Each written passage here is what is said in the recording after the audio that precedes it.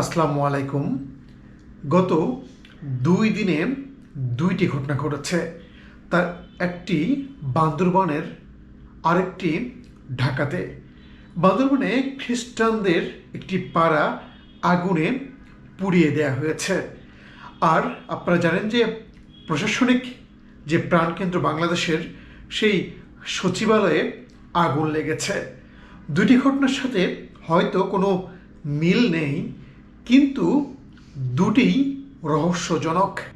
রহস্যজনক এই জন্যই বলছি যে ঠিক বড়দিনের আগের রাতে খ্রিস্টানদের বাড়িঘর কেন পুড়িয়ে দেওয়া হলো।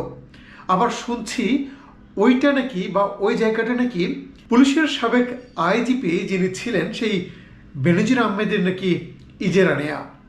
আবার অন্যদিকে ঢাকায়